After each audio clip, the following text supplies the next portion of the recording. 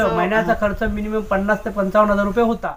अगदी घरकाम पण करायची माझी तयार होती आणि केलेलं आहे मी ते लॉकडाऊनमध्ये. माझ्या आईने चक्क नकार दिला, तिने माझ्या भावाचं नाव पुढे केलं आणि मग ते कुठेतरी म्हणजे मनाला लागली ती गोष्ट माझ्या. माणसाची परिस्थिती खराब असताना असे जे आपले नातेवाईक काही असतात, हॅलो ना, गावचा अनुभव आहे. गावचा अनुभव तुम्हाला सांगते. का आले माझ्या पाठीशी उभी राहणारी माणसं, जीवाला जीव देणारी माणसं पण कसेही माझ्यावरती हे झाले माझी वाईट परिस्थिती आल्यानंतर. नमस्कार मित्रमैत्रिणींनो, मी प्रिया पवार आणि खूप खूप स्वागत करते साधा स्वयंपाक या आपल्या चॅनलमध्ये. तर मागे कम्युनिटीमध्ये एक पोस्ट केली होती, प्रश्न आणि उत्तर ह्याचे एपिसोड आपण करूया म्हणून. तर एक व्हिडिओ तुमच्याशी शेअर केला आहे, माझा यूट्यूब प्रवास. आणि आत्ता बऱ्याच जणांच्या कमेंट्स होत्या की तुम्ही गावी शिफ्ट झालं, त्याबद्दल आम्हाला थोडंफार सांगा. आज कुणालचे बाबा पण आहेत, ते पण बोलतील तुमच्याशी थोडंफार. तर गावी येण्याआधी म्हणजे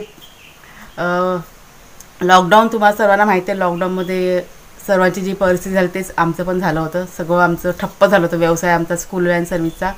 नवीन कोणी सबस्क्रायबर जर का असतील तर त्यांना माहीत पडणार नाही म्हणून आमचा व्यवसाय पण तुम्हाला सांगते. स्कूल व्हॅन सर्व्हिस आणि टूर्स अँड ट्रॅव्हल्स असा आमचा व्यवसाय होता. पण शाळा तुम्हाला माहिती आहे लॉकडाऊनमध्ये बंद झाली, त्याच्यामुळे सगळं हे झालं होतं, ठप्प झालं होतं. खरं म्हणतं तर म्हणजे माझ्या मनातले विचार तुम्हाला मी आता सांगते. म्हणजे ह्या विषयावरती मला बोलायचं नव्हतं की ज्या गोष्टी होऊन गेलेल्या आहेत त्या पुन्हा कशाला बोलायच्या. पण नाही म्हटलं तुम्हाला सर्वांना कळू दे. आणि काय म्हणतात, काय बोलत होतं ताई त्याविषयी फोन आला तेव्हा, की तुमचा स्ट्रगल बघून म्हणजे आम्ही त्यातनं काहीतरी शिकतो. असे पण आपले जे व्ह्युअर्स आहेत ना, त्यांचे फोन कॉल्स येतात तेव्हा बोलतात ते आमच्याशी. तर मला असं वाटलं नाही कुठेतरी तुमच्याशी शेअर करायला पाहिजे या गोष्टी. तर गावी जेव्हा आम्ही आलो ना, तो निर्णय आमचा अचानक नव्हता. म्हणजे खूप विचार आणि म्हणजे हे आपल्याला जमेल का ह्या गोष्टींचा विचार करूनच आम्ही निर्णय घेतला तो. आणि कशाप्रकारे ते कुणालचे बाबा पण थोड्याफार सांगतील. बोला. काय गावी यायचा निर्णय घेतला म्हणजे आपल्याला काही कामधंदा नव्हता, नोकरी धंदा नाही, मुलात काय व्यवसायच नव्हता आणि त्यावेळेला मार्ग पण नव्हते कोणतेही. लॉकडाऊन होता. आता माझं काम काय होतं, गाडी चालवणे, धंदा म्हणजे व्यवसाय करणे. तेव्हा काय ड्रायव्हरच्या नोकऱ्या पण आता बंद झालेल्या त्या टायमात. लोक ड्रायव्हर पण कोणाला ठेवत नव्हते. त्यामुळे व्यवसाय हा ठप्पच होता. पैसा कमवण्याचा मार्ग बंद झाला होता मुलात.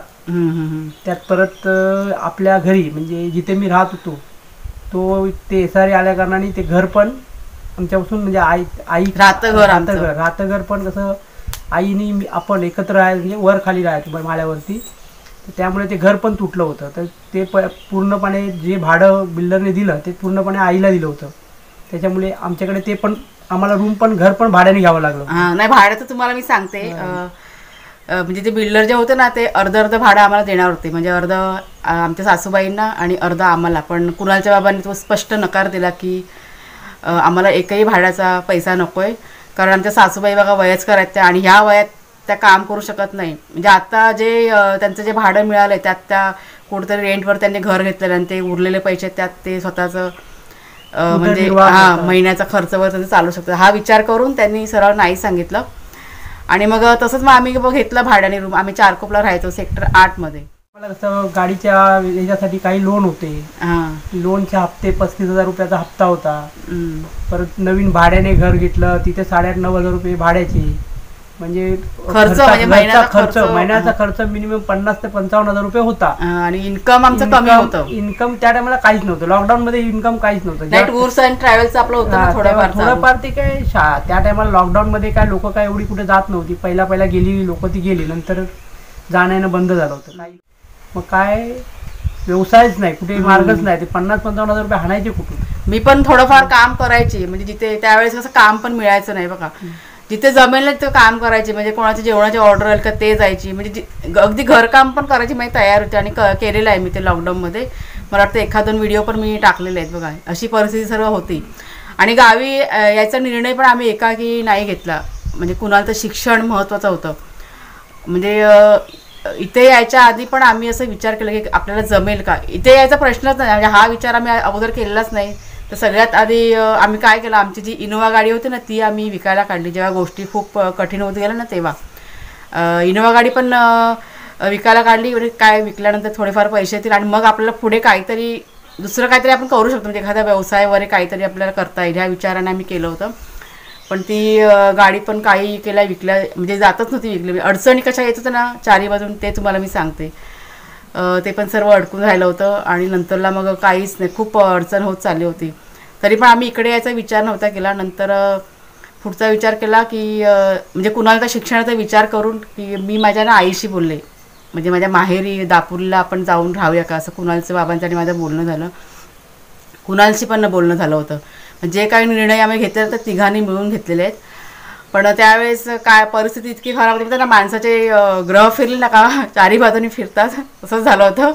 माझ्या आईने चक्क नकार दिला. तिने माझ्या भावाचं नाव पुढे केलं की भाऊ तुझा नाही म्हणतोय म्हणून, आणि मग तो विषय आम्ही तिथे सोडून दिला. म्हणजे मी जेव्हा तिच्याशी बोलली ना, उद्देश फक्त एवढंच होतं, म्हणजे मनामध्ये जो विचार तो तुम्हाला मी सांगते की फक्त कुणाला शिक्षणाचा विचार करू. म्हणजे दापोलीला बघा अशा कॉलेज वगैरे जवळ आहेत, कृषी सिटीमध्ये घर आहे ना, हा सिटीमध्ये घर आहे, की ह्या आपल्या लॉकडाऊनमुळे त्याच्या शिक्षणाचं राहायला नको हा विचार करून फक्त ही गोष्ट मी तिच्याशी बोलली होती. 1-2 वर्ष राहायचा विचार होता फक्त दापोलीला, आणि नंतर सर्व काही सुरळीत झालं का पुन्हा आपण म्हटलं मुंबईमध्ये येऊन मग काहीतरी करता येईल, मग म्हणजे शाळा वगैरे बघा तोपर्यंत चालू झाल्या असता असा आम्ही विचार केला होता. आणि मग तिच्याशी बोलले पण तिने नकार दिला. मग तो विषय तिचा स्टॉप झाला. मग आणि नंतरला मग खूपच समोर दिसायला लागलं की आता पुढे गेल्यानंतर म्हणजे अजून जर का आम्ही तिथे मुंबईला थांबलो असतो तर खूप अडचणी वाढल्या असत्या, तर काहीतरी पाऊल उचलणे गरजेचं होतं.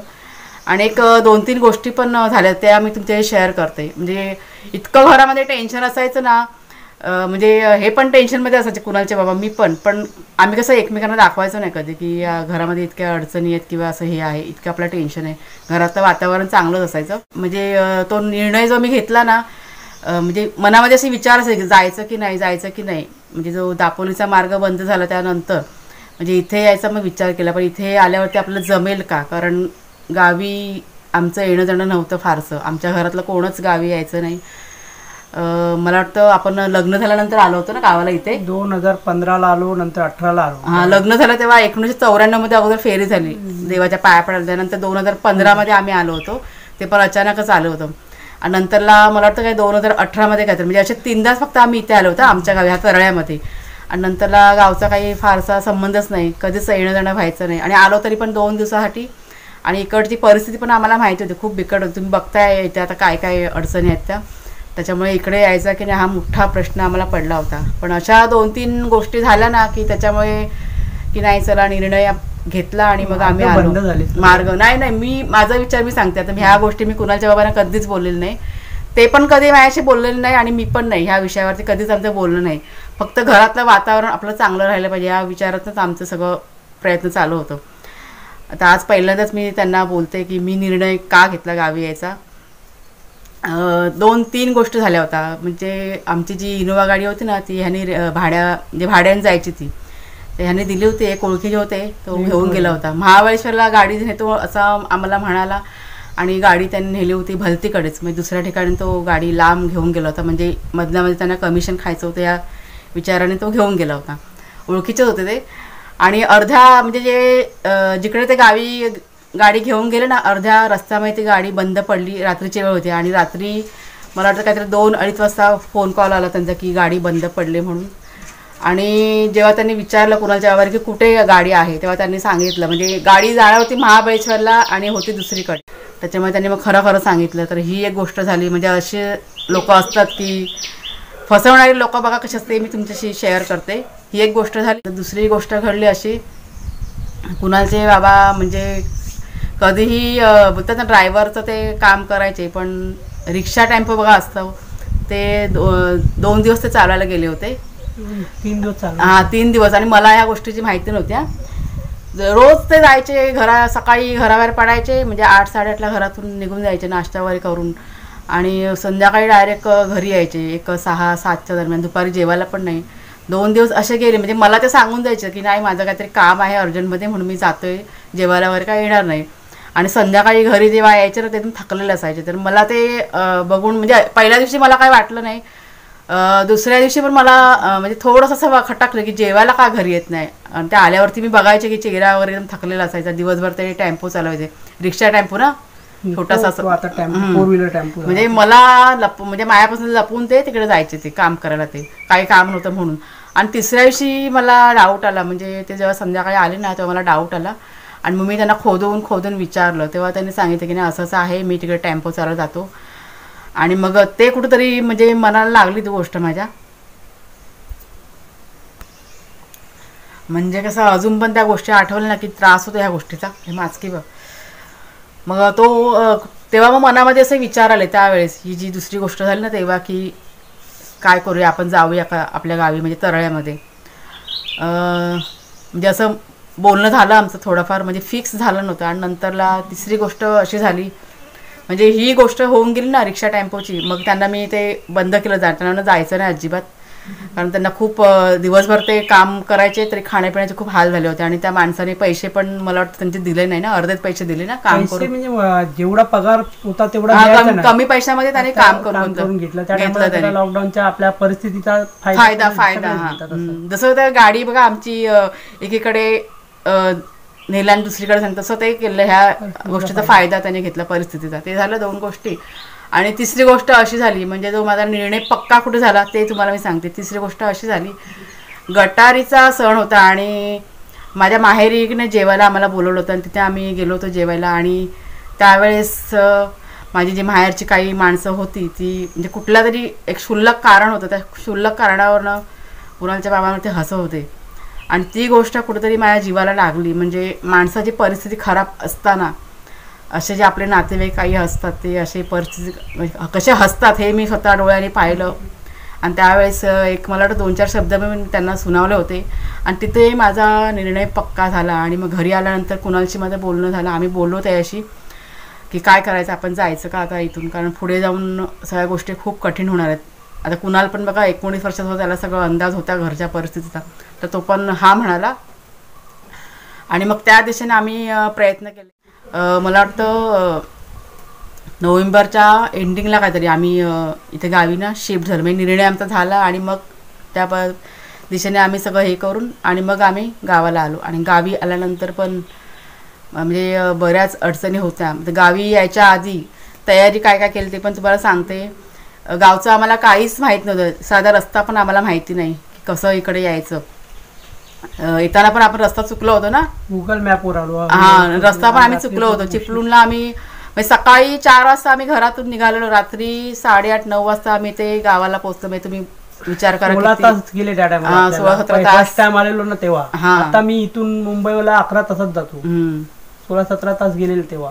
ते झालं. आणि मग म्हणजे निघायच्या आधी मी तयारी काय केली ते पण तुम्हाला सांगते. सगळं म्हणजे बाजाराचं आम्हाला काहीच माहिती नाही, कुठे आहे काय, कुठे काय वस्तू मिळतील याची काही माहिती नव्हती. त्याच्यामुळे 3 ते 4 महिने पुरेल इतकं सामान सगळं मी मुंबईवरूनच खरेदी केलं होतं. म्हणजे डीमार्टमध्ये जाऊन, म्हणजे इथे गावी आल्यानंतर पण अडचण नको. तर आलो आणि मग इथे आम्ही राहिलो आम्ही 8 महिने. आता आपल्याला एका भाऊंची कमेंट पण होती मागच्या, म्हणजे जेव्हा मी पोस्ट केलं ना तेव्हा, की तुम्ही स्वतःचं घर असताना पण तुम्ही हे वेगळं घर का बांधलं असं त्यांनी विचारलं होतं. तर ह्याचं उत्तर कुणालचे बाबाच देतील.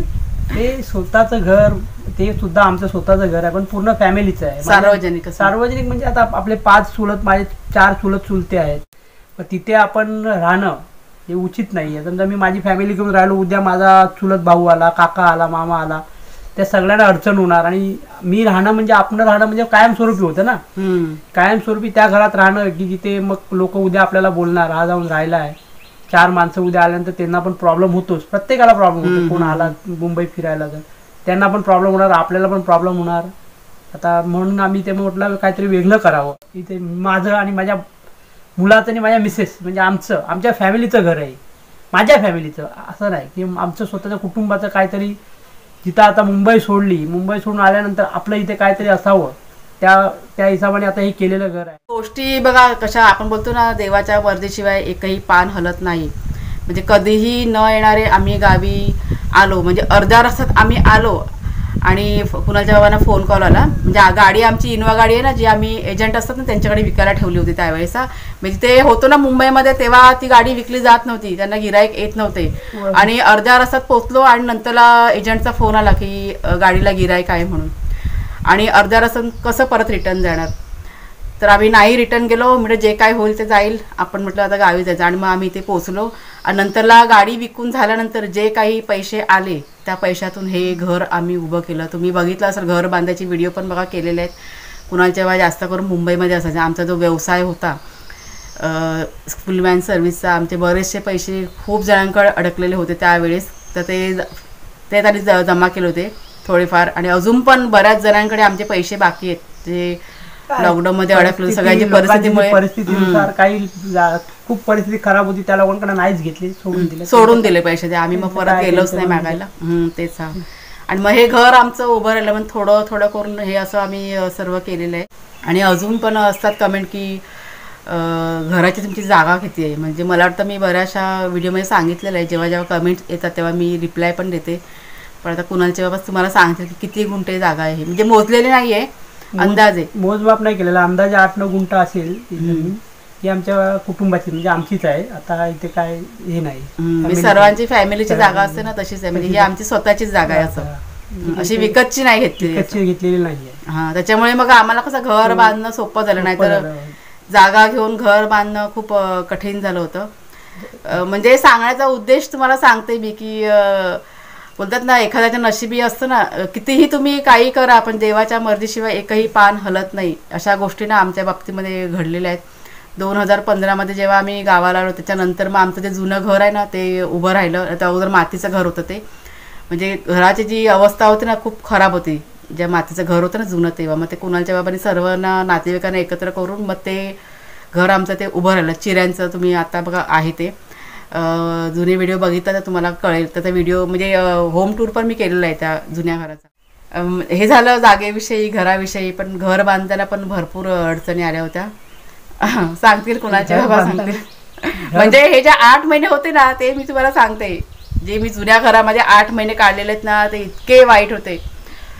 ते मी कधी विसरू शकत नाही ना. जसे मुंबईमध्ये असताना जे लॉकडाऊनमध्ये मी काढलं होतं ना दिवस, मला वाटतं 1.5-2 वर्ष ते होते ते, आणि हे इकडे गावी आल्यानंतर ते 8 महिने खूप वाईट होते, खूप वाईट. म्हणजे ते कधी मी विसरू शकत नाही ना. इथे हे डोक्यामध्ये ते फिट झालेले आहेत. तो अनुभव घेतला, नवीन अनुभव खूप खूप अनुभव आहेत त्याला. जेव्हा आम्ही गावी आलो ना, गावचा अनुभव तुम्हाला सांगते. का आले असं, कशासाठी आले, म्हणजे कधीही न येणारी माणसं जेव्हा येतात. आणि आम्ही कसं यायच्या आधी कोणाला सांगितलं नव्हतं, कारण म्हणतात ना की माणसाची परिस्थिती खराब असेल तर कोणाकडे हात पसरू नये, कोणाकडे जाऊ नये, असं सगळं होतं. त्याच्यामुळे कोणालाही आम्ही काही फोन कॉल केला नव्हता. आम्ही डायरेक्ट टेम्पो भरला आणि सरळ आम्ही निघून आलो. कारण आमचं घर बघा होतं ते जुन्या घरात, म्हटलं आहे कुठेतरी, म्हटलं आसरा आहे देवाने उभा केलेला, तिथे म्हटलं जाऊन राहूया, बाकी पुढचं पुढे. पण आल्यानंतर पण कशासाठी आले म्हणून सगळ्यांची चेहऱ्याचे 12 वाजले होते. गावच्या ठिकाणी लोकांना गावची परिस्थिती अशी आहे की होते त्रास होतो थोडा. जागा जमिनीचा हिस्सेदार नको असतात. ते सर्व सगळ्यांच्याच घरी आहेत वाद. ते असं आपलंच नाही, प्रत्येकाच्या कुटुंबाचा हा एक प्रश्न आहे. आता हे जे घर उभं राहिलं ना ते असंच नाही उभं राहिलं, त्यात पण भरपूर अशा अडचणी होत्या. म्हणजे आपल्याला एका भाऊची कमेंट होती की दादांना बोलायला सांगा की कसं तुम्ही सगळं मॅनेज केलं, तर कुणाचे बाबा सगळं सांगतील काय ते अडचणीला काय, सगळ्या अडचणीला तोंड द्यावं लागतं. आता त्या अडचणी कशा फॅमिलीतल्या असतात. त्या फॅमिलीतल्या अडचणी आपण सगळ्यांना बोलणं पण पटत नाही. पण प्रत्येकाच्या म्हणजे तुमच्या पण घरी जमीन जागा असेल तर प्रत्येकाला हा इश्यू प्रत्येकाला माहिती असतं की ज्यांच्या घरी जमीन जागेचा भावभावकीमध्ये खूप वाद असतात. भावभावकीमधले जे वाद असतात ते चव्हाट्यावर येतातच येतात. जेव्हा तुम्ही मुंबई सोडून जर गेले तुमच्या इकडे गावी राहायला की ते वाद चव्हाट्यावर येतात. मग तेव्हा तुम्ही स्वतः जर आपल्या ताकदीवर आपल्या हिमतीवर कायम राहायचं की बाबा मला हे करायचं आहे, तर जिद्दीवर आलात तरच ते होणार. आणि जिद्द सोडली तर करता येणार नाही. बस तेवढंच. बाकी पण याचा अर्थ असा नाही की आम्ही कोणाशी भांडणं केली, असं काही नाही. कोणाशीही वाद न करता हे आपलं घर उभं राहिलेलं आहे. फक्त एकदाच आम्ही सांगितलं म्हणजे कुणालच्या बाबांनी जे काही वाईट दिवस काढले, अगदी उपाशी राहून पण दिवस काढलेले आहेत जुन्या घरामध्ये, पण कधी कोणाकडे काही मागायला गेलेलं नाही, कधीच नाही. म्हणजे येते वेळी मी सुई धागा असतो ना त्या वस्तूपासून ते माचीसच्या काडीपासून सगळ्या वस्तू मी घेऊन आली होती. कधीच मी कोणाकडे गेले नाही. तरीही सर्वांच्या तोंडावरती 12 वाजले होते. का तर ते हिस्सेदार नको असतात, ह्या सर्व गोष्टी आहेत. आणि बघा हे प्रत्येकाकडे असतं. त्याच्यामुळे अशा गोष्टींकडे दुर्लक्ष करायचं. आपण फक्त आपण जो विचार केला असेल त्याच्यावर फोकस करायचा आणि त्याप्रमाणेच आम्ही आमचं केलं. आणि एक बघा घर आज आपलं उभं आहे. अजून पण बऱ्याच गोष्टी करायच्या आहेत घरामध्ये, अजून खूप काम बाकी आहे. पण हळूहळू सगळं होईल, सावकाश होईल.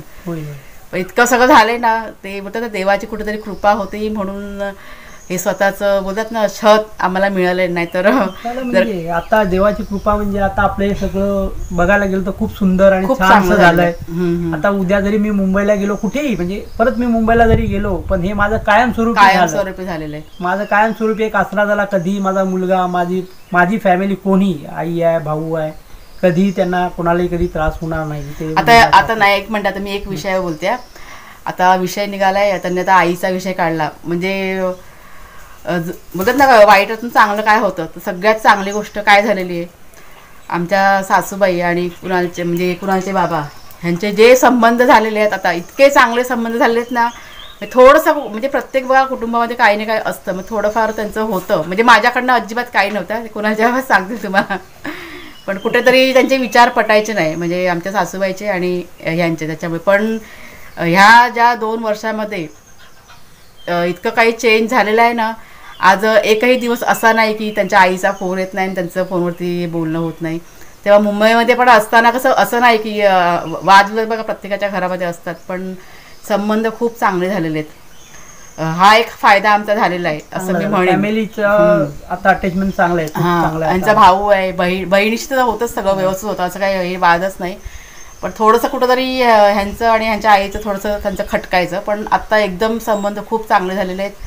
ह्या गोष्टीचा मला खूप आनंद आहे. म्हणजे मला असं वाटायचं की का ह्यांच्यामध्ये वाद होतात, पण ही गोष्ट पण देवाने माझी म्हणजे इच्छा जी होती ना ती पूर्ण झालेली आहे माझी.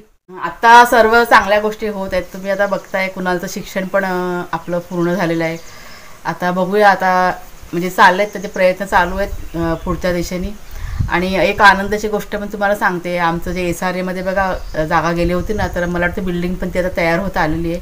म्हणजे 1.5-2 वर्षात ते पण तयार आता मी झालेले, उभी झाले. मला वाटतं 1-2 वर्षात नाही, 1.5-2 वर्षात ती उभी राहिली म्हणजे आम्ही गावी आल्यानंतर. आणि आता मला वाटतं 2 ते 3 महिन्यामध्ये चावी पण मिळणार आहे, कारण रोज आमच्या सासूबाईंचे फोन असतात, आमच्या दिराचे फोन असतात की तुम्ही कधी पण म्हणजे या मुंबईला या म्हणून. असं म्हणजे आत्ता पण आम्ही जर काही विचार केला तर जाऊन तिथे राहू शकतो, पण तशी आमची इच्छा नाही आहे. आता हे सगळं सोडून जाऊसं वाटत नाही. तुमच्या कमेंट्स असतात की ताई तुम्ही आता हे जे म्हणजे कायमचं तुम्ही मुंबई सोडली का गावीच तुम्ही आता राहणार, असं असतं. पण कायमची मुंबई पण नाही सोडली आणि गाव पण नाही सोडणार, दोन्ही वस्तू हे करून राहणार.